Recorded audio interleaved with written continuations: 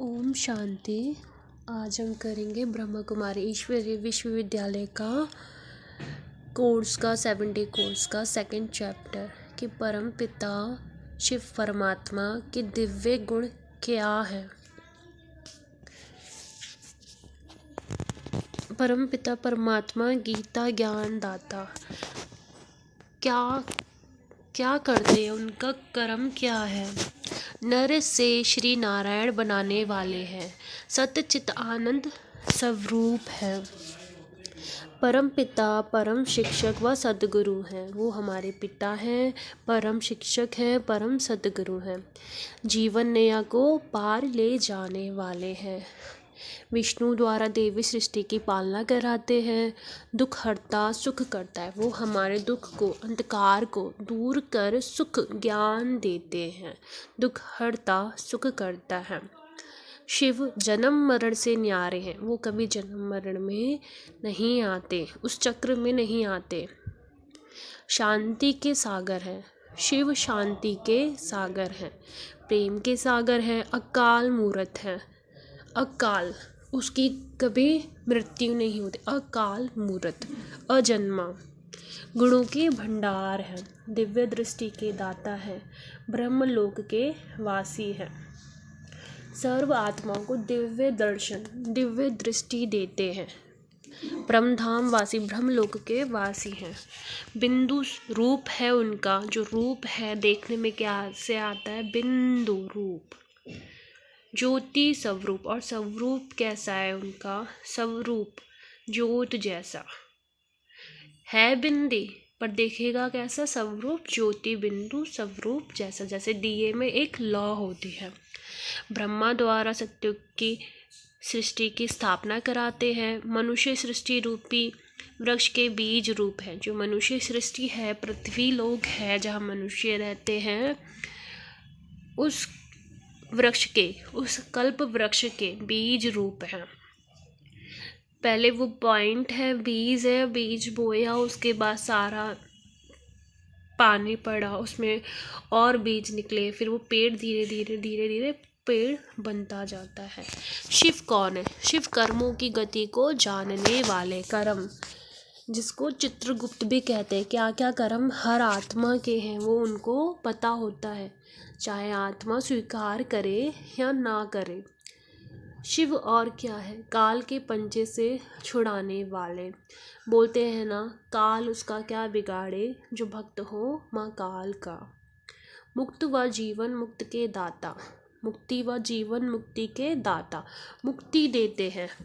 हर आत्मा मुक्त होना चाहती है, जब परेशान हो जाती है तो मंदिर में खड़े होकर यही पुकार लगाते, हे परमात्मा मुझे मुक्ति दो। फिर कुछ बोलते हैं, मुझे सुख दो, जीवन मुक्ति, क्योंकि कलयुग तो है नरक की दुनिया, दुख ही दुख है, परमात्मा ही सुख दे सकता है। तो किसी को मुक्ति चाहिए, किसी को जीवन मुक्ति चाहिए। जीवन मुक्ति के दाता है, सृष्टि के आदि मध्य अंत के ज्ञाता है। सृष्टि के आदि मध्य अंत को जानने वाले, मतलब सत्युग त्रेता द्वापर मध्य अंत कलयुग के ज्ञाता है। अंत बोलते हैं ना, अंत ही आरंभ है, तो पूरे सृष्टि चक्र को जानने वाले, हिस्ट्री ज्योग्राफी बायोलॉजी को जानने वाले हैं। शंकर द्वारा असुरी सृष्टि का विनाश कराते, जो शिव है, पॉइंट ऑफ लाइट है, शिवलिंग है, वो क्या, शंकर शरीरधारी, उसके द्वारा असुरी सृष्टि का विनाश कराते। सबने भक्ति मार्ग में देखा, जब शंकर को क्रोध आता है तब वो तांडव करते हैं, मतलब यदा यदा हे धर्म से, जब धर्म की गिलानी होती है हर आत्मा के द्वारा मनुष्य के रूप में, तब जब अति हो जाती है ना, आत्माओं को ही खुद की बातों पे गुस्सा आता है पर उसको नहीं पता चलता, जब वो अंदर से जलने लगती है, क्योंकि पहले जो वो बोलती है वो सबसे पहले असर उसको करती है, उसकी बॉडी को इफ़ेक्ट करती है, फिर वो वायुमंडल में जाती है, फिर सामने तो जाए ना जाए, वायुमंडल से प्रकृति से रिटर्न होके वापस आती है, वापस उसी को ही जलाती है। दिव्य बुद्धि के दाता, दिव्य बुद्धि देने वाला शिव है जो दिव्य दृष्टि देता है, मतलब मन बुद्धि को एकाग्र करके विजुअलाइजेशन पावर के द्वारा, फीलिंग के द्वारा वो दिव्य दर्शन, क्योंकि जो साधारण मनुष्य उसके पास दिव्य बुद्धि कैसे आए। देवताओं वाली जो पुराने ज़माने में ऋषि मुनि होते थे उनको कैसे दिव्य दृष्टि बुद्धि होती थी, क्योंकि जितनी बार आत्मा जन्म लेती है वो अपने कर्तव्य भूलती जाती है कि उसका सत्य कर्म क्या है। तो शिव है सुख दुख से न्यारे, जो शिव हैं उनको सुख का भी कुछ नहीं है, उनको दुख का भी नहीं है, वो दोनों में न्यूट्रल रहते हैं, एक जैसे ही रहते हैं। सुख आए उसका भी शुक्रिया, दुख आए उसका भी शुक्रिया, मतलब वो न्यारे हैं, इन सब से उनका कोई लेना देना नहीं है, वो इन कर्म बंधन से मुक्त है। शिव आनंद के सागर हैं, शांति दाता है, शांति देते हैं। शिव क्या है? निराकार ज्योति बिंदु है, निराकार जिसका कोई आकार नहीं होता, निराकार। पतित पावन, पतित बुराई को पावन में बदलने वाले, पतित पावन है, मतलब पतित को पावन बनाने वाला।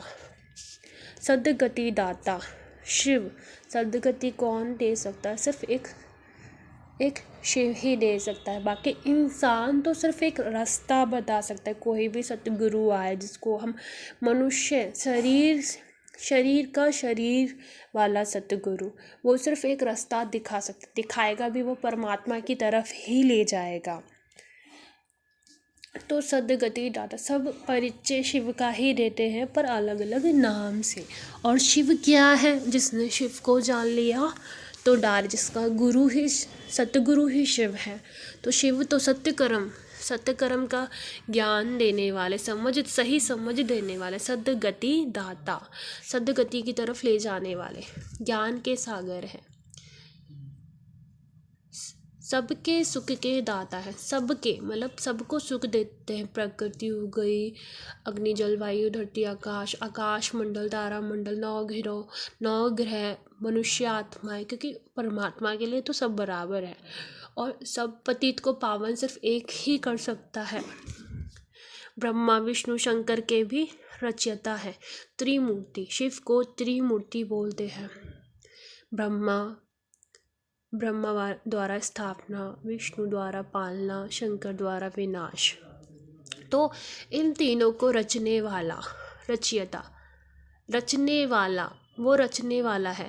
रचना, हम उसकी रचनाएं हैं, उसने हमें बनाया है, उसने हमको जन्म दिया है, वो रचयिता है। जैसे कि कोई कुम्हार होता है, वो मटके बनाता है, तो वो हमारा कुम्हार है, हम उसके मतलब बच्चे मटके, उसने हमें बनाया, वो त्रिमूर्ति रचयिता है। उसने इन तीनों को रचा है कि ब्रह्मा कौन क्या कर्तव्य करेगा। ब्रह्मा द्वारा स्थापना करवाएगा, विष्णु द्वारा पालना करवाएगा, शंकर द्वारा विनाश कराएगा। मतलब है वो एक ही आत्मा, पर शरीर बदलेगी। जब वो ब्रह्म तत्व का ज्ञान लेगा तो उसकी जो वाइब्रेशन है उसी के द्वारा करेगा शिव। करण करावनहार शिव है, और करण करावनहार शिव है, करणहार वो है ब्रह्मा की आत्मा। फिर वही जब पूर्ण संपूर्ण पवित्र बनते तो वे विष्णु कुल वैष्णव कुल में आते, तब वो पालना करेगी प्रजा की। फिर शंकर द्वारा विनाश, उसी की आत्मा विनाश की बन जाती है, क्योंकि वो साधारण मनुष्य होता है तो उसी को शंकर बोलते हैं, वो गुप्त होता है। पर जब वो उसको ब्रह्मा शिव बाबा उसमें प्रवेश करते तो हम उसका नाम पड़ता है ब्रह्मा। पत्थर बुद्धि वालों को पारस करते हैं, जिसकी बुद्धि पत्थर होती है, मतलब अज्ञानता में डूबी होती, उसकी बुद्धि को पारस, हीरे तुल्य बनाने वाला, कौड़ी से हीरे तुल्य बनाने वाला, अज्ञानता को खत्म, ज्ञान को देने वाला, सही समझ को देने वाला। नर से श्री नारायण और लक्ष्मी से नर से श्री नारायण और नारी से श्री लक्ष्मी बनाने वाला है ना। और उसका और कर्तव्य क्या है? परमात्मा कौन है? दूसरा इसका टॉपिक है सर्व आत्माओं के पिता। कौन है? सर्व आत्माओं के पिता। क्या क्या नाम है शिव का? क्या क्या नाम है? अमरनाथ, पशुपतिनाथ, फिर क्राइस्ट ने क्या बोला? God is light. Guru Nanak ने क्या बोला? एक ओमकार। श्री कृष्ण ने किसको पूजा? शिव को, शिवलिंग को। राम ने रामेश्वरम को। शंकर ने शिव को पूजा। इस्लाम में गॉड अल्लाह, नूर इलाही। सोमनाथ में और फिर ब्रह्मा, प्रजापिता ब्रह्मा द्वारा, ब्रह्मा ने भी बोला, क्या बोला? प्रजापिता ब्रह्मा, जिसके द्वारा स्थापना हो रही है, उसने भी बोला शिव। उसने भी ऊपर बोला, उसने ये नहीं बोला कि मैं नहीं, ऊपर। महावीर ने भी क्या बोला? शिव। गौतम बुद्ध ने भी क्या बोला? शिव। सबने ही शिव को बोला, सबने ऊपर की तरफ इशारा किया। साईं ने भी क्या बोला? सबका मालिक एक। किसी ने ये नहीं बोला कि हम भगवान, नहीं, वो सब निमित्त हैं, उनको भी चलाने वाली एक सबसे बड़ी शक्ति है, वो है शिव। जो सर्वधर्म पूज्य हो वही भगवान हो सकता है, जो पूरी सृष्टि को चलाने वाला एक मालिक, परमात्मा, सर्वात्माओं के परम पिता है, जिन्हें कोई ईश्वर, कोई अल्लाह तो कोई गॉड फादर कहता है। जहाँ हिंदू धर्म में निराकार परमात्मा को ज्योतिर्लिंग के रूप में पूजा जाता है, वही अन्य धर्मों में भी परमात्मा को निराकार ज्योति स्वरूप माना जाता है। बस वो हम ज्योति स्वरूप निराकार बोलते हैं, बाकी उर्दू, फारसी, इंग्लिश इसमें अलग अलग नाम से बोलते हैं। जीसस क्राइस्ट ने क्या बोला? God is light. सब ने बोला लाइट, ज्योति, बिंदी, नूरे इलाही, मतलब ही तो एक था। गुरु नानक ने बोला एक ओमकार, ओमकार एक है ना। फिर जो शिव है वो कौन? 3 लोक का स्वामी है। 3 लोक का कैसे स्वामी? सबसे पहला लोक परम पिता शिव परमात्मा, ब्रह्मलोक। ब्रह्मलोक में हम सब आत्माएं ज्योति बिंदु स्वरूप के रूप में रहती हैं, जहाँ हम सिर्फ लाइट के रूप में चमकती रहती हैं। ये हमारा ऊपर चित्र में सबसे पहले ज्योति बिंदु स्वरूप, ये हमारा पहला अनादि इन्फिनिटी, जो कभी ख़त्म नहीं होता, हमारा घर, आत्मा का निजी शांति धाम। जो परमपिता परमात्मा है वो शांति का सागर है। मैं आत्मा मास्टर शांति का सागर हूँ। मेरा भी संस्कार शांति ही है, ओरिजिनल संस्कार मतलब बिहेव। और मेरा घर भी क्या है? शांति धाम, जिसको ब्रह्मलोक, निर्वाण धाम बोलते हैं। दूसरा लोक सूक्ष्म लोक, जहाँ शंकरपुरी, विष्णुपुरी, ब्रह्मापुरी, मतलब ये तीनों है वहाँ पर गुप्त रूप में। जब इसमें हम जब जा सकते, मनुष्य लोग हम जा सकते हैं दिव्य दृष्टि द्वारा, मन और बुद्धि की एकाग्र शक्ति से, विजुअलाइजेशन पावर से, फीलिंग पावर से, एक ही जगह रहकर ट्रैवल करके, मन से मन हमारा, हम घर बैठे मन हमारा, कभी हम जैसे कोई काम करें, स्कूल पढ़ने जा रहे तो मन हमारा वहीं पहुंच जाएगा, होंगे हम घर, ध्यान मतलब ध्यान उस तरफ पहुंच जाता है। फिर अगर हम डॉक्टर हैं तो वो काम करके आए पर फिर ध्यान हमारा उस तरफ पहुंच जाता है। ध्यान दूसरी तरफ पहुंचाना, एक जगह रहकर दूसरी जगह पहुंचाना, उसको फील करना, वो ही मेडिटेशन है। तो सूक्ष्म लोग, वहाँ आत्माएं लाइट के शरीर में, फरिश्ता के शरीर में जा सकती हैं। और तीसरा लोक है साकार लोक, पृथ्वी लोक, जिसको पृथ्वी लोक बोलते हैं, जहाँ सूरज चांद है, तारागण है, विश्व की सभी आत्माएं, अग्नि, जल, वायु, धरती, आकाश।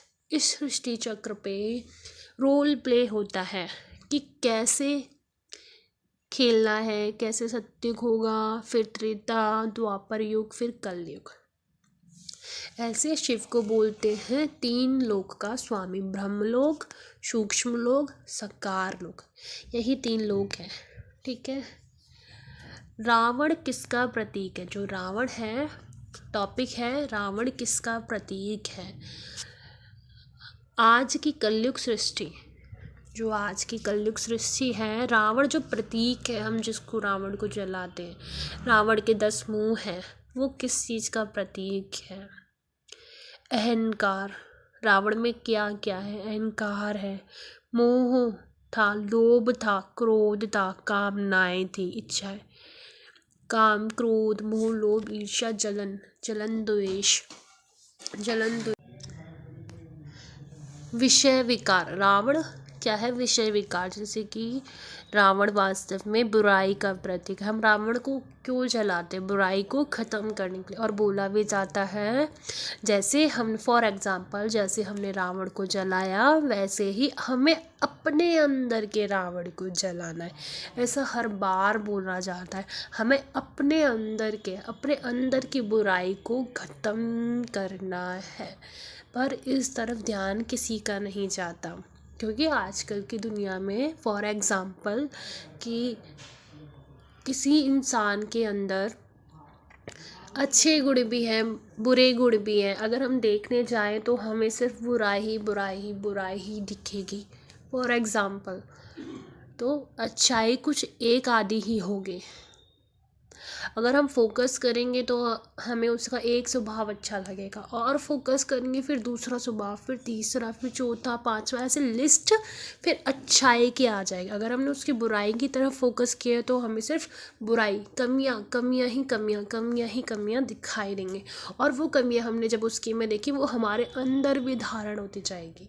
इसलिए किसी को चेंज करना है तो उसके अंदर जितनी क्वालिटीज़ हो सकती हैं वो सारी देखो, लिस्ट निकाल लो उसकी, कि वो कैसे केयर करता है, कैसे बातें करता है, उसका बिहेव कैसा है, मन कैसे, वो सारी लिस्ट तैयार कर लो। तो सामने वाला अपने आप ही चेंज हो जाएगा और हम भी चेंज हो जाएंगे। रावण के 10 सिर पुरुष और स्त्री के 5 विकारों को प्रकट करते। अहंकार, मोह, लोभ, क्रोध, काम। यह संसार विषय विकारों के सागर में एक महाद्वीप लंका है। इसी को लंका बोलते हैं। ये एक महाद्वीप है, मतलब पूरा संसार एक जगह थोड़ी ना, पूरे संसार की आत्माओं में यही तो है। अहंकार है, मोह है, लोभ है। यह रावण मनोविकार का राज्य, मनोविकार, रावण राज्य। तो इस चित्र में जैसे दिखाया गया है, हर इंसान के अंदर से हर बात का अहंकार, मैंपन, मैं और मेरा, मैं और मेरा, ये अहंकार है। नहीं, मैं सिर्फ निमित्त हूँ, करण करावनहार, मुझे चलाने वाली कोई और शक्ति है। मुझसे भी तो बड़ी कोई और शक्ति है ना जो मुझे चला रही है। मैं तो सिर्फ एक इंस्ट्रूमेंट हूँ। तो मेरे शरीर को, मेरी आत्मा को कोई चला रहा है, और मैं अपने उस शरीर को उस शक्ति द्वारा चला रही हूँ। फिर मैं शरीर को चला रही हूँ, मेरी आत्मा को कोई और चला रहा है। मैं निमित्त बनकर उस शरीर में रहकर, उसकी मालिक बनकर, उस शक्ति द्वारा अपने शरीर को चला रही हूँ। मोह, हर चीज़ का मोह, मेरा मैं और मेरेपन का मोह मेरा नहीं है, सब कुछ उस मालिक का है। लोभ, ये भी चाहिए, वो भी चाहिए, ऐसा वैसा, इतना उतना, लोभ नहीं। क्रोध, किसी न किसी बात में क्रोध आ जाना, कभी कम आ जाना, कभी ज़्यादा आ जाना, कभी चिड़चिड़ापन हो जाना, इसी से सारी बीमारियां उत्पन्न होती। काम, इच्छाएं, वासनाएं, नॉट फॉर सेक्स। सबसे पहले तो मन में इच्छा जागृत होती है, ये भी चाहिए, वो भी चाहिए, फिर अलग अलग उसकी ग्रोथ होती जाती है। तो जैसे कि हमारे 7 चक्र होते हैं। अहंकार ज्ञान खत्म करेगा अंधकार को। मोह को भी ज्ञान अंधकार को खत्म करेगा। लोभ, उसको पवित्रता, काम और लोभ और कामनाएं, उसको पवित्रता, जो हमारे अंदर की प्योरिटी है। और क्रोध को जब हम शांत रहेंगे, शीतल रहेंगे, स्थिर रहेंगे, इससे फिर जो हमारा हार्ट चक्र होता है वो ओपन होता है, और फिर सारे सुख आने लगते हैं, और इससे हमारी फिर और शक्तियाँ जागृत होती है। तो ये, और उसमें क्राउन चक्र, आनंद, मैं हर बात में खुश हूँ, हर बात में मेरा कल्याण समाया हुआ है। अच्छा, ओम शांति।